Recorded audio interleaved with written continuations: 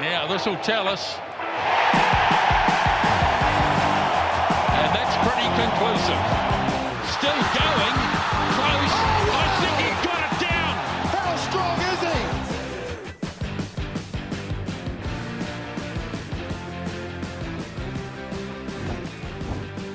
he? Malo alele, and welcome back to the Pick and Go Rugby Podcast, everyone.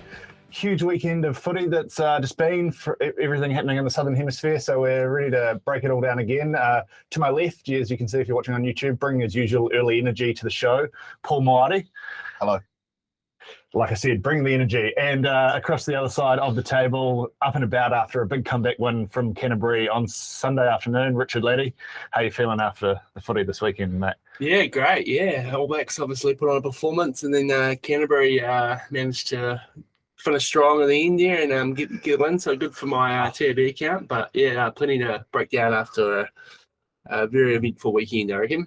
Yeah, I have to give you plenty of credit because you were probably the lone voice of optimism on the show last week after, never in doubt, as we previewed the All Blacks clash with Argentina, but big upping their defence from the week before, pointing out they only conceded one try down in Christchurch, and then they go and keep the Pumas tryless, get your value bet for the week up, and a pretty convincing 53-3 victory in the Tron. Did you put any money on it?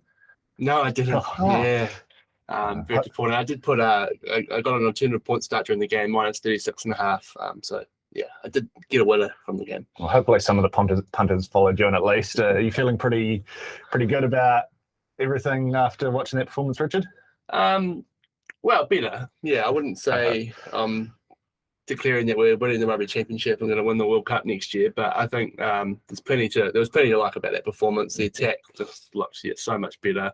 Once again, the sort of scrum and the set piece was exceptional, and everyone sort of did their jobs. But I think we're still yet to see sort of two consecutive good games in a row. So next Thursday night, I'll be very keenly watching. But hey, for now, they'll be happy to have got the job done, and yeah, as convincingly as they did. 50-point press for the 51 plus margin betters. I'm sure there'd be a few of you out there that missed out. They would have got a good price there, but 56, what was it there? 50 points, yeah. So, and my same game multi-league under 55.5 was a bit of a sick beat, but that's all right. So was mine. Yeah, anytime try scorer. Boy, yeah, that was not so much Paul's pretty plus rough. Argentina plus 6.5. But how about you, Paul? What's your reaction to that? Are you ready to clear the All Blacks back after that barnstorming performance? No. Let's look at it. It was a clinical performance. The defence was resolute. Very, very good performance by that. And they played some great wet weather football. They played as it's very hard to pick out someone who didn't have a positive effect on the game for the All Blacks. I think the fact that Retallick is back, it gives them a lot more options, even though he started on the bench, still gives them a lot more options of what they can do during a game in terms of shuffling players around. But as Rissy said, they're yet to put 3 consecutive performances together. In fact, they're yet to put two consecutive performances together. Now, to win the World Cup, you're going to have to put 3 together. I guess the good thing is that none of the sides in the Rugby Championship have really been able to string together 2 complete performances. Argentina back to back. Really? What, the second game against Australia, and then the All Blacks. Yeah. Well, there we are. They should be favourites in for the World Cup. You know who else has strung together a couple of good performances back to back recently? France and Ireland. No, and the Rugby Championship. Northern Hemisphere teams do compete in the World Cup, Paul. Yes, they do. Yeah. They do. And I believe France are on the top line of betting. Yes, to win the World Cup. For good reason. I think it was Squid Rugby tweeted out during the game on Saturday night that New Zealand are now France and France are now New Zealand, and that's just the reality of World Rugby, which is very hard to argue with, given the state of the up and down nature of the All Blacks, right? That's very accurate. Yeah, we're sort of getting to experience what French rugby fans had to live through for a long time. So many years. Yeah, I mean, great performance though. Oh yeah, you have to.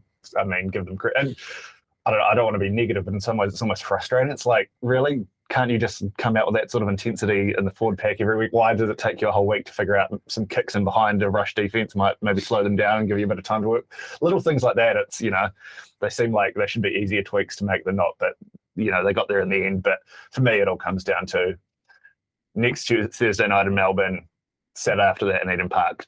Do it again and then do it again. Like none of this 1-1 nonsense when there's loads on the line. You got to win both of those tests, and that will that'll go a long way to sort of improving the overall feeling around the All Blacks and All Blacks. Yeah, no, that's So that's where I am at. How about any individual performances? I mean, you sort of said, Paul, that it's hard to sort of give anyone a mark, maybe below a negative mark. Yeah, no, you can't. I don't think you can. Is there anyone who sort of Toki Ahau just keeps getting better and better with each match? I don't think he's one player that you can sort of point towards and say hasn't really had a bad game inside this Rugby Championship. Artie Severe was big again. I thought Sam Cane probably had his best game of the Rugby Championship so far this season. He was very, very good. He was everywhere. And one of the main reasons we were winning the breakdown. In the back line, I thought Caleb Clark was very, very strong. Once again, I thought the back three played very, very well. And Ioane had one of his best games in the 13 jersey. So, yeah, I'm sort of naming the whole team. You are kind of, yeah. But Toki Ahau, for me, was a standout. Yeah, I mean, he's been great.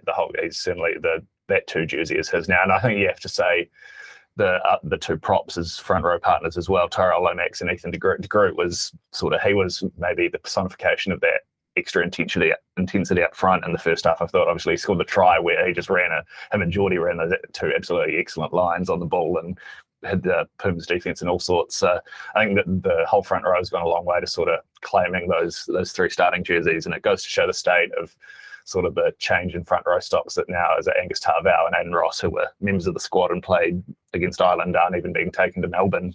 What does it mean for them? Well, I think it just goes to show that there's been that sort of next tier of props. Fletcher Newell as well, obviously got the yellow card, but he's done great stuff in his first 3 or 4 tests as well. So, yeah, lots of positives up front in particular. Yeah, great to see Brodie back on the park. And having him starting in the second row in Melbourne will make a huge difference, you'd have to think. So, but I don't know. Was there anyone else you wanted to shout out other than the 15 players Paul already mentioned, Richard? Yeah, I think I had all them noted down. Sam Cane, I think that was just, absolute mammoth performance from him. It seemed like he was everywhere on both sides of the ball. So great to see a man who's obviously been under a lot of pressure. Did you shout out Mo'unga? I didn't. No, well, I think he definitely deserves a shout out. So he was brilliant, I thought. So obviously he was a bit quiet. I think there's a lot of problem for a lot of these guys, is your Rieko Ioanes and your Richie Mo'ungas, is that we've seen a couple of good performances, but we haven't seen that consecutive performances. So all eyes will be on Thursday night and at what's it called now? Is it Marvel Stadium? Marvel Stadium, yeah. So, I wonder if they've got an Avengers kit ready to go for that one. And Rieko Ioane was huge, I thought. Massive. So another one who I just love to see him sort of put on a better performance, but you kind of feel for some of these other midfielders that maybe aren't getting a shot and might have deserved a shot a few weeks ago, and they probably won't get that shot now because we've seen another good performance from Havili and Ioane. So yeah, that's what does get me onto one question I did want to ask, because I think the midfield is one of the areas in particular where I'm still not sure what we've actually learnt about this All Blacks team going forward over the last fortnight, over the whole Rugby Championship. These guys, the midfield guys like that are capable of having big games, but it goes back to that consistency, right? Is there any unanswered questions you'd like to see now looking forward to? The other one for me is we still don't really know if the 3 open sides can all play together in the loose forward trio. I would have, actually Dalton Papali'i came on, but Sam Cane came off. I would have maybe liked to have tried 7-7-7. Jackpot. 6 + 7 + 8 is the same as 7 + 7 + 7. So it's true. Can't argue with logic like that on the Pick and Go podcast, people. No, we've solved it. Yeah, I solved the problem. We get blackjack. Yeah, is there anything else, or am I just sort of looking for issues in a 50-point win? No, I think you're right. There are still several unanswered issues within this All Black team. Obviously, consistency. Mm-hmm. The best, I guess, loose forward mix. Mhm. And I still don't think we've put our best backline out there once.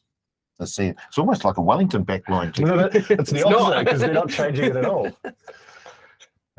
No, that's although I did see Angelina Brown back in training for Waikato this week, hoping to be back in the Moola colours before the end of the NPC season and hopefully on the Indigo tour. So that's a very positive sign, I think, for the All Black midfield. He's someone obviously can chuck in the 12 or 13 jersey and do a great job. Hopefully Jack Goodhue can get over his knee issues too. But it's sort of getting to the same thing where you're just going to have a multitude of options and only so many tests before the World Cup to give them a go. It really seems like they've settled on Havili and Ioane there. So, yeah, interesting to see what happens in the remaining tests in the Rugby Surely, Championship. if Leonard Brown's back healthy, he's got to have one of those spots, you'd think. But Yeah. Would you? I would. Yeah, you would. Well, no, I just mean for now. I mean, the fact that Roger's not even on the plane. That's What's happened to Roger? What Quinta Paya, I mean, we forget he was one of the standouts in that first test at Eden Park when they probably still the All Blacks' best performance of the year, I'd say. So there's questions to be asked there. And hopefully he does get a run maybe in this back at Eden Park in a fortnight's time when the Blenherslow is hopefully locked up in the cabinet for another year. Not RTS? What's going on? Oh, he'll be running out at FMG Stadium this Friday evening. We will get to the Bunnings NPC, of course. Looking forward now. Got Blenherslow the next 2 weeks. Obviously, big news with Adi Severe not making the trip over. You guys will be doing a full Blenherslow preview next week. I'm sure I will not be. I'll be sampling all of this red wine in Central Otago. But just sort of a overview of maybe looking forward to the year as a whole rather than specifically Melbourne. What are the expectations going forward now? Does this have to become the new norm? Do we?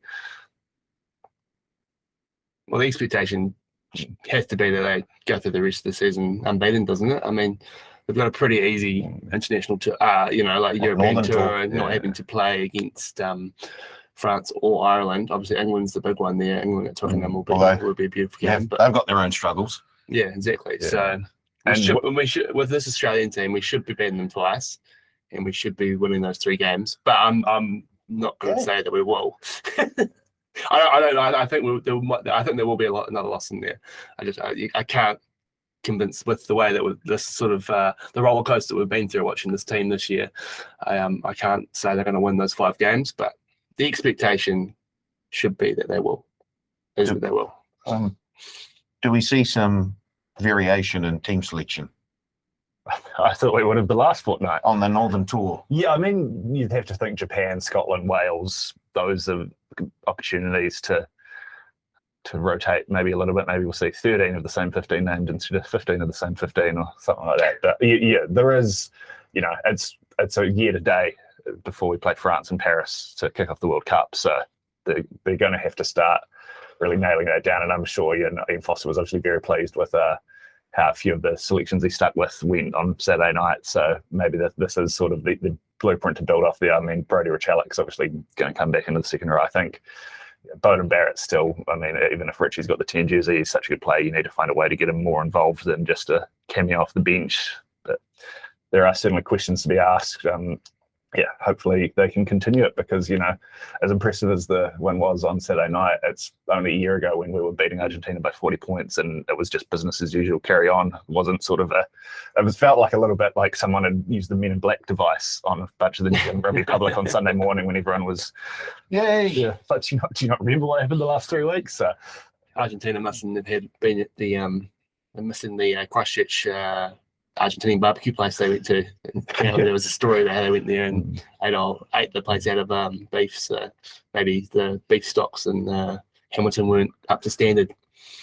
Well, Susie, the waitress. We're not getting involved in that. But yeah, before we move on to the rest of the Rugby Championship and the NPC, obviously the All Blacks have named the team to go to Melbourne for the first Blenherslow. Artie's the big news there, obviously, and Roger Tuivasa-Sheck, as well as the 2 props also not travelling. Luke Jacobson recalled to take Artie's place, I guess, after a very strong showing for Waikato and the NPC. Was there any takeaways from that for you guys? Any surprises? Any other guys you'd like to see released to play a bit more rugby other than just holding tackle bags? I'm surprised RTS isn't going. Mm-hmm. That's a surprise for my. And they've taken Eno, haven't they? Yes. Yeah. Who wasn't in the squad originally. Yeah. So there's that. I mean, it goes to Who show. plays number 8? Is it Jacobson or does Satutu get a run? Surely. I mean, that's another same sort of thing, right? Like Satutu's been in the squad all along. Surely, in that theory, he was above Jacobson in the pecking order. I mean, Jacobson, I don't think has done a lot wrong in the opportunities he's had in All Black jersey. I rate Jacobson. Yeah. He's a good player, but I think Satutu, they need to give him the 8 jersey, don't they? Like, I mean, he's been in the system. Well, sort of like an RTS. Yeah. You would have thought he was above the pecking order than Enor, and now he's out and Enor comes in. So has Jacobson jumped over the top of Satutu? Who knows? Who knows what the thinking is in that selection box at the moment? Hopefully not. I would imagine Jacobson starts today. Just me. It does seem like Satutu is another one of those guys that maybe don't have a lot of trust in just the systems or something. I mean, I think he could add a lot, but how big a loss is Artie? Is that 2 points off the spread pool? 3? I'd like to see the team, the Australia name, because I was really, even though they lost that second test against the Springboks, I still thought their forward pack played fairly well, especially the loose forwards. I thought that was a great thing, which means that the battle for the loose forwards in the test match coming up this Thursday is going to be huge. Valentini is just he's been ridiculously good. Yeah, I was looking forward to seeing him versus Artie, so hopefully they'll happen that. I presume Artie will be back for that impact test. All going well, you'd hope he will be. So, that's certainly Jed Holloway's another one. He will probably didn't have his. Well, I think he was pretty solid, but he wasn't sort of involved as much as maybe he had been in Sydney on Saturday night. But yeah, the Wallabies loose forwards, the way they're playing, will give whatever loose forward trea the All Blacks name a really good go. Test. Yes. So we might as well move over to Sydney as well, because there's plenty going on at Allianz Stadium from 9:45 on Saturday evening as the Springboks bounce back in a big way, sort of grinding the Wallabies into dust in some ways, you might say. Very, very impressive performance. Is this, I don't know, for me, is this just proof that the Springboks, when they need to produce a big performance, you think back to the third test against Wales, same sort of thing. They have that extra gear when Jacques and co say, "I know we're not enough sort of playing around here. This is a game we need to win." There's a certain amount of that on that game. Also, the fact that the Wallabies had to rejig their backline and have players playing out of position for a part of that, I think really had a huge effect on the game.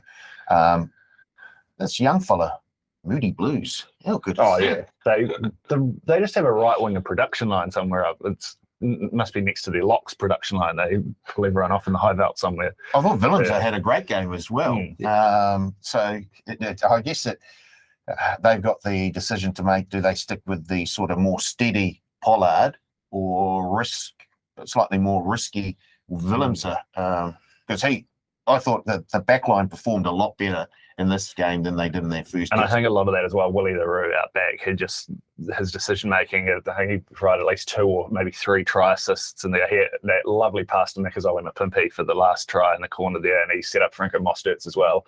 I'd love to see at some stage the Springboks try Pollard at 10, 12, Willems LaRue at 15, get all the playmakers on the field. I know you may be missing a bit of ball carrying there, but I think that could be a very exciting backline, maybe even if it is sort of against the second tier nation. And because Pollard sort of just controls the game. He's got a brilliant kicking game. I think Willems, his issue is probably just like I thought he added an extra spark to the backline, but probably didn't quite have the control Pollard or the kicking game that Pollard has. So if you did try those 3 playmakers, it'd be a joy to watch. Yeah. Lacagnuam back at 13 as well. Jesse Curl's definitely not Lacagnuam, is he? No, that was he was probably one of the quieter Springboks on Sia Khaleesi as well. He was huge. Is he sort of in the same mould as Sam Cane? Like he's under a wee bit of pressure and he's captain, and sort of maybe gets overshadowed a bit by other, like you've got Etzebeth in there, and you've got Peter Steph-Toy, who's been dealing with injuries, but former world player there. Like you've got other really great players in the forward pack. But Sia Khaleesi, I don't. He surely doesn't get as much slack as Sam Cane does here, but he has those performances in him where he's just He's got a World Cup as well. 2 of them on his fit. Yeah, that too. And yeah, just so the sort of what he means to that Springbok side as well. Like you think back to the attitude Rassie Erasmus instilled in them during his 2 years as head coach, and Khaleesi really was the personification of that on the field. So he is really the heart and soul of that Springbok team. I certainly don't think there's anyone calling for him to not start in the 6 jersey. No, put it that way. How good the face-off, Itzebeth and Ala Tal. How good was that? You know, I love a bit of that. Yeah, that was. You'd love to see it. Good to see them having a beer, having a laugh afterwards, the game as well, you know. Yeah, although I also no footage of any Springboks having a beer with Nick White in that video. It was pointed out. I think he's what they genuinely just like there was a couple of hot mic situations with Makazole Mapimpi and Willie LaRue telling him to go off, shall we say? So yeah, Nick White certainly got under the skin there. Yeah, it'll be interesting to see. I presume he's going to be in the 9 jersey in Melbourne against the All Blacks, how he deals with the All Blacks. So. You didn't see him having a beer because he was having his makeup taken off. How about the Wallabies, though? They're like, I think they're sort of in their Argentina mold, right, where before this doubleheader, I don't know if they would have taken a 1-1 split, but they can't be unhappy after certainly getting 1 win against the Springboks. Still just borderline impossible to get a read on as a betting proposition though, right? Forget about the All Blacks being the new France. We've got the Lair Wallabies, we've got the Lair Springboks, and we've got the Lair Pumas. Every single team in the Rugby Championship has a Dr. Hickle, Mr. Hyde about them. Yeah, I had Jekyll and Hyde written down myself on my notes. But they're exactly like that. Obviously, well, they can. We know they can all beat each other on their day. I guess Rennie, I don't know, maybe he rused the decision not to have a reserve 10 on the bench. Yeah, there was obviously Noah Lawless there. He's maybe a big part of this, right? Like he can be so good, but games can also get away from him at some stage. And it seems like maybe a more aggressive forward pack from the Springboks this week contributed to that. It sort of wasn't quite able to wrest control. So shout out to Malcolm Marx playing 80 minutes. I'm sure everyone in the Republic loved to see that. That was, just goes to show.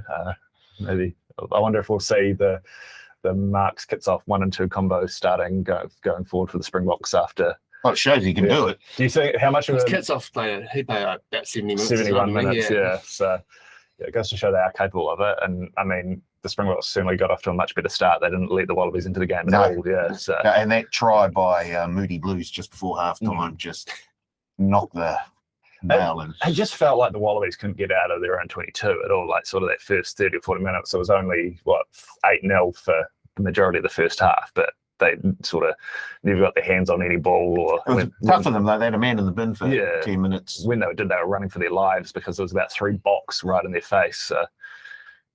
Yeah, 1 box running at me would be enough to be Itzebeth running at me. That's just where you go.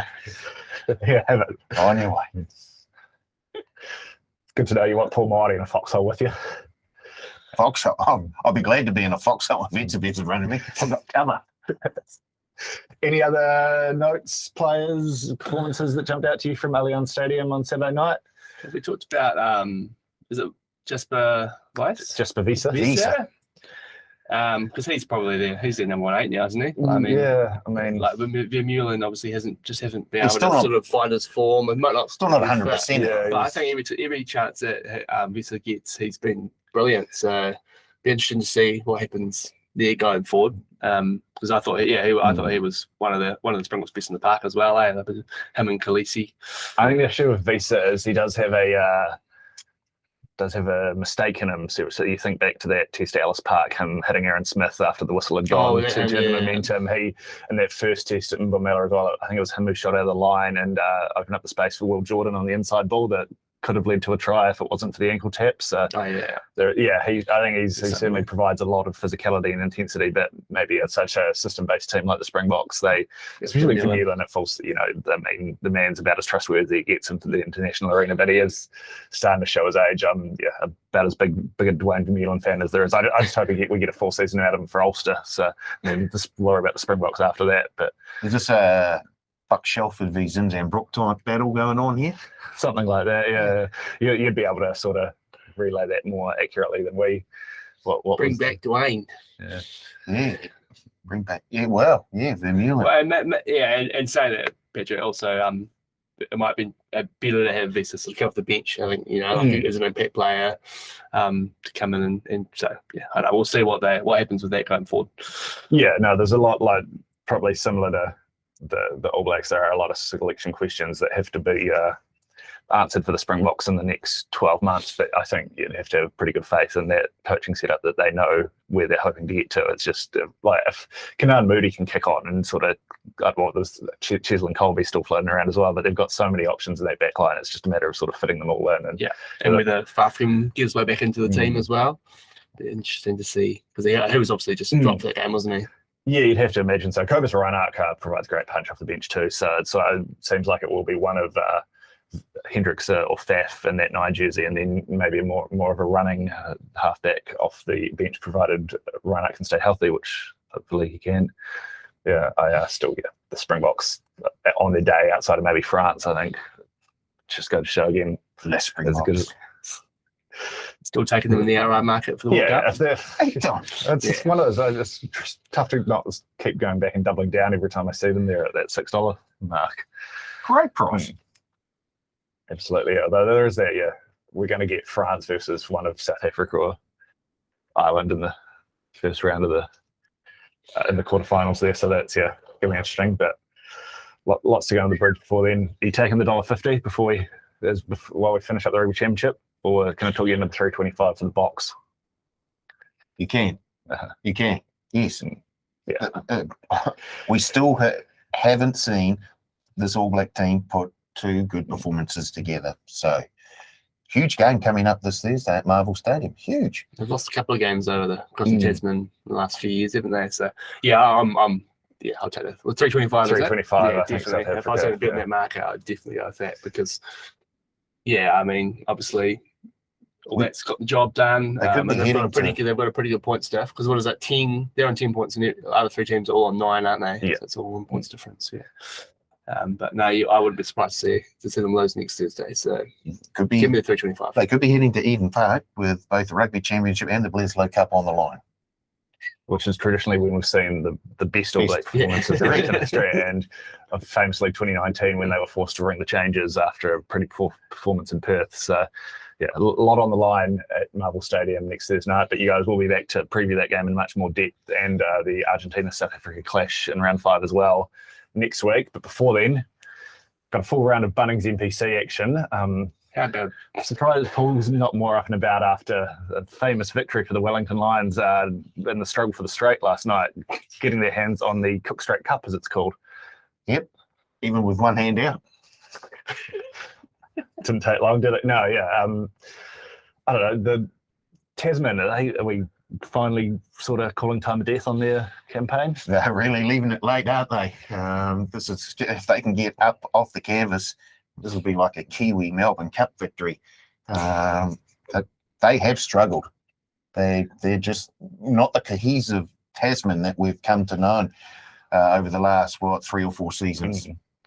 So 5th in the Evens Conference. With Northland and North Harbour ahead of them. And one that result last night really helps Northland's chances of making the quarterfinals. Of course, those who took the season power play, Northland or Southland, to make the quarters at $21 opened it. Unbelievable. You're looking very good at the moment. And Northland have played some tough games. They've got another tough one this Sunday, travelling down to Christchurch to take on Canterbury. But they're sitting very nicely in 3rd place.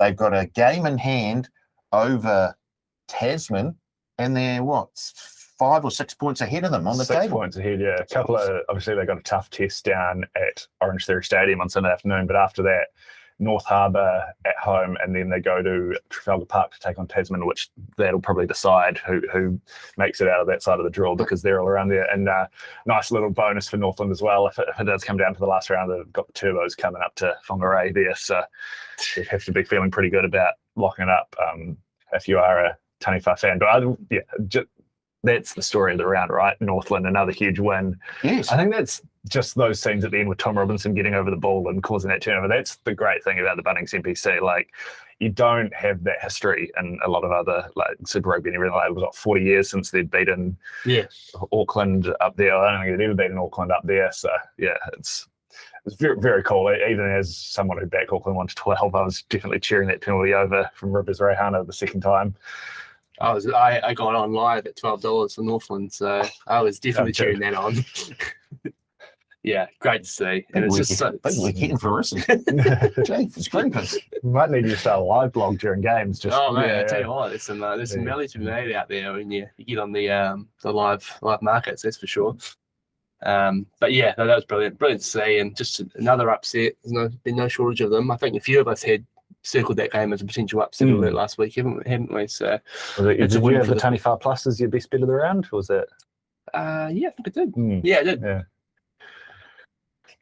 My best bet of the round obviously did get up, but I couldn't quite land the value of Hawke's Bay head-to-head at 320 as that's a sick week. Canterbury came from way back, and another team who also keep avoiding the upsets is Waikato. I think for me, those look like the two clear front runners. This is a bit of an our Waverley Star bone crusher situation as we head into the final round of the. Don't forget Imperatriz, Hawke's Bay. Yes, also very good. Of course. Yeah, they've got a Shield challenge coming up here, but as we sort of head into round 6, start off game of the round, undoubtedly you'd have to say at FMG Stadium on Friday night as the undefeated Mulu host Roger Tuivasa-Sheck and Auckland looking to bounce back from that, the loss to the Tanifar. Anyone backing Auckland to give Waikato their first loss of the season here? Yes. Oh, yes. Yeah. Oh, no, I give them a big chance to bounce back after that. RTS makes a huge difference. I think when they lost to Bay of Plenty at home with them in the midfield. I'll continue. I've started, so I'll continue. Any All Black coming back into your team makes a huge difference. Any All Black leaving your team also makes a huge difference. We've got a perfect storm here for Auckland, and I do think they're a wee bit of value at 225. Okay. We want to put a kebab on the, I think it's 2.5. No, I don't. Okay. Sure. So that goes to show just how confident he actually is. It just goes to show that you haven't paid your kebab to Rissy yet. We'll get there. We will. We had to claim another one or pay another one last week. So there's always a kebab somewhere in circulation. But I just think Waikato are super consistent. Nate Jacobson, obviously a huge loss, but they've still got so much experience in that forward pack. Not losing any of the back line. Damien McKenzie is certainly, that's a name. It's sort of, every time there's an All squad update, and he's not there. It's a bit of a question. But Waikato, I think they've got the best defense in the competition. They've been just sort of a consistency machine. Auckland have not been looking great, obviously. So I think they should get the job done fairly comfortably there. Yeah, I'm with you, Pedro. I think Auckland have played Waikato pretty well recently. I think they won 3 of the last 4. But this Waikato team looks to have the faith, and they got the job done pretty easily last week, and so still the only undefeated team in the comp. Yeah. So I'll take that. Take the minus 2.5 and some, I reckon. Only conceded 12 points across the last 2 games as well. Defending very well. So. But good to know we've got a dissenting opinion here. Paul Murray flying the Auckland flag. I don't think we're going to have too many dissenting opinions in the next game. We're sort of going to highlight here is Hawke's Bay welcome the Stags to McLean Park for the next round Billy Shield Challenge of the year. Expecting this one to go down to the wire like the Harbour one did? No. And you'll see why in my bets later on. I've got a little more faith in the Stags, I think. They haven't been, they obviously haven't got a win this season yet. I don't think they'll win, but 14.5 point start. Wouldn't mind the plus there. Wouldn't even mind Hawke's Bay 1-12 at $2.90. I think the Hawke's Bay they're winning, but they're not winning that convincingly. And Southland have got a lot of heart. So I'm hoping it'll be closer than that line suggests. Southland did concede what would it end up being. It was a lot of points on Saturday. Conceded 41 to Wellington at home. Yes. Yeah, that was so. Yeah, I think Hawke's Bay will take care of this one pretty comfortably. The Stags, maybe starting with alongside those sort of the teams outside the sort of traditional powerhouses. Obviously, struggle with depth a little bit more as seasons wear on. So I think these teams did meet couple of years ago with Southland actually winning. It was down south, but Southland did win the game. So terrible conditions. They'll know that they can. I think that was the first week of the season as well. Yeah. In 2020. Yeah. There you go. Yeah, no, I won't be rushing into the minus, but Hawke's Bay, $1.20. Nice little gets you above that oval ball multi-buster threshold as well for the $1.20. So there you go. That at the right price for Paul's best bet of the week as well. So it's Incorrect. Got to hang around for that one then. Yeah. What are the other games you guys have got an eye on this week before we wrap things up? Is there anything you're particularly looking forward to? Your Lions welcome the Roosters Razorbacks to Sky Stadium on Sunday afternoon. Canterbury, there's Northland, obviously. Can the Taniwha keep it up? That's the game I'm looking forward to. Just after that huge win at home against Auckland, can they take that power and passion down to Orange Theory and give the Cantabs a bit of a go? I say yes. Oh, I don't know. Well, yeah. What's the line in that game? 14.5. 14.5. Northland have been great. I mean, it's probably a pretty good bet the plus, but I'd happily take Canterbury. He's probably a bit low for a multi-buster, but maybe a -7.5 or something like that. Canterbury they're winning and playing some good footy, and they were down and out last week, and they had about a good 5-minute period where they scored those 2 quick tries, and they were back. So we know that they can. They've got plenty of points in them, so it's whether Northland can catch up. But that should be a great game. Who would have known that would be basically almost the pick of the round, Northland Canterbury. But that's the beauty of the NPC. Harbour Bay of Plenty, I think it's on Saturday afternoon. That should be a great game. Bay of Plenty underdogs. That I was. Well, not massively surprised. I mean, Harbour's playing good, but Bay of Plenty have been pretty solid. They had a good win against down against my Razorbacks last week, so could be an upset there, I reckon. And I think that if Manawatu are going to get a win this season, this could be their week. I think we've got a couple wins coming up. Got the Razorbacks coming to Central Energy Trust Arena. I think they've got Taranaki, Otago, Northland to come to. I mean, they could Manawatu could potentially beat Taranaki. I did say before the season, it wasn't going to be a fun start to the year. We really had those games. Hasn't been a fun middle to the year either. Sort of stalled. But it's 7.5 point line there. I'd be pretty happy to take the plus. Yeah, I think that they should be able to at least keep it closer than. I think Counties 1-12 might be a bet here. Like Counties have been playing some good rugby. They sort of fell off in that second half against Harbour. Yeah. But obviously, in the win against Bay of Plenty, it was just the 6 penalties. It's not like they've been super free scoring. So, Manawatu obviously tackling hasn't been a strong point this season, but hopefully he can. There's some points there to be scored. Yeah. I think more than $3. The Counties 1-12 doesn't look terrible there. All right, should we get into some betting then? Unless there's anything else you guys want to chuck out there for round 6 of the Bunnings NPC. Let's bet. Paul, you've already teased it enough. Give us your best bet of the round. Auckland, 225. So it's your best bet, but you won't put a kebab on it. Oh. All right. What's your best bet, Richard? Waikato -2.5. I'm taking Taranaki +3.5 because Tasman have now reached the stage where whenever they're favourites, I have to bet against them on principle.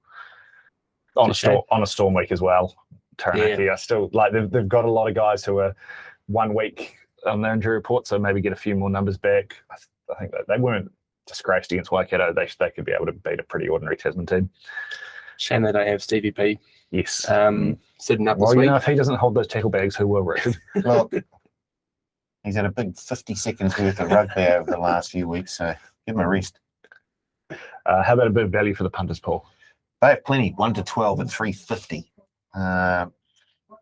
They probably played their best rugby away from home this season, even in the loss to Wellington. I think that was in week 1. They played some really, really good footy. So, they have plenty up at North Harbour, won by 1-12, $3.50. And have you got a value bet, Richard?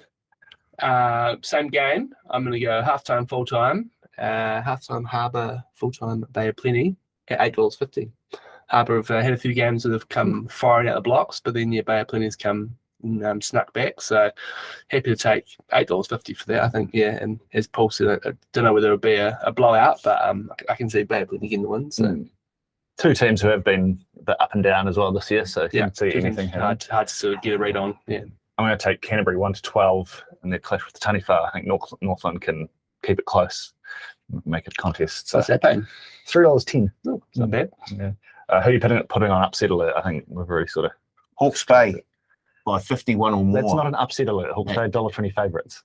Hawke's Bay by 51 or more at $26. Why don't you have that as your value bet? Hawke's Bay by 51 or more It's at not 20. an upset. It is an upset because it's paying $26. The upset is That is an a team upset. like you've literally You- picked the you- underdog. Just earlier, you were saying, "Oh, I think South can keep this close. I'd probably take Hawke's Bay 1-12." Well, I'm going 51 or more, $26. Yep, so let's stitch up, Paul. Do with that what you will, punters. What's your upset alert, Richard? I'm going to go Bay of Plenty. I'll throw a title in there too. Yeah. So they're both paying $2.45. I'm going a similar way to you. Taranaki, obviously at 2.30, got to have a bit on that. And I'm also going to back Otago at 2.45. Bet against the two teams on the Storm week. I think we see at least one upset on Sunday afternoon, possibly two. So, Something like yeah. that. Lions as favourites. Pretty happy to take them on anywhere there. So that's what I'll be doing. Eat me a kebab and some cash this year. So Sure. We don't have any team lists at time recording other than Auckland, unfortunately. But you got any try scorers you're going to be backing once we do see them? The starting hooker for Hawke's Bay. I thought you might say that. So Keteru Symes or Tyrone Thompson. Their backup hookers made a real habit of Yes, scoring tries. it'd be this year. very nice to have them included in the try scoring odds, but unfortunately you talk to your people. that's not the case. Pick up the phone, Paul. How about you, Richard? Anyone you've got your... Same game, but I think Brad Weber. I think he loves sneaking over. Got one last week, and we know what he's been capable of for the Chiefs and for the Māori All Blacks, and even for Hawke's Bay this year. So yeah, don't mind that. And my boy got RTS as well. I think he'll have a point to prove. I've got a try scorer circled in the Waikato Auckland game as well. Presuming, I think Rex Marshall's been given another hooker for Waikato most weeks. If he's in the 2 jersey again, I think he can get on the end of a rolling maul. Auckland conceded a maul try to Northland on Saturday. They haven't been great at maul time. I think Harvard was in week 1, gave them a bit of trouble there.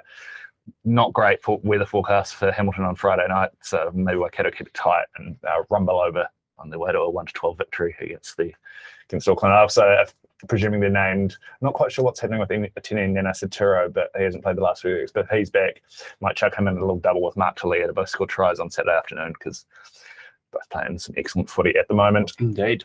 And we'll finish off the one promo running on all your NPC games this week, all your other Oval Ball as well, the NRL finals, your the French top 14's up and running now, so you can chuck a bit of that too. AFL semi-finals, Women's NRL. Women's NRL. It's all far apart Cup. Actually, I think Auckland are a good chance of keeping that one close against Canterbury in the final there. So should be a great game there. Unfortunately, I don't have time to full preview, but I'm just chucking Hawke's Bay $1.20 and all my Oval Ball multis. That's a lovely little kickstart there. Probably have Mark Talia in there too, presuming he's named on the right wing. But Hawke's Bay multi-anchor. How about you, Paul? Hawke's Bay $1.20. Richard? Alternative point start, Otago plus 12.5, $1.33. Yeah, just I mean I wouldn't be surprised to them win, but just 12.5 point start is very nice and well within the $1.20. So I'm out. On that note, because I fear I'm about to lose Paul Moati if we carry on for much longer, I will sign off. Thank you both for all your insight provided today. It was a good little chat as I get fired up for Blenders Low season, which is always a great time of year to be a rugby fan. I'm sure you two will be back next week to guide the punters through the next round of the Rugby Championship. I'll be listening intently with my dark and stormy in hand on the shores of Lake Wakatipu. So we might have someone come in to help you out, or it might just be a two-man pod. We'll see what we can do. Let's do everything we can to get someone else here. Well, make sure you tune in next week to find out who they managed to rope in. But until then, punters, enjoy all the footy on the field this weekend, and we will talk to you next week. Cheers.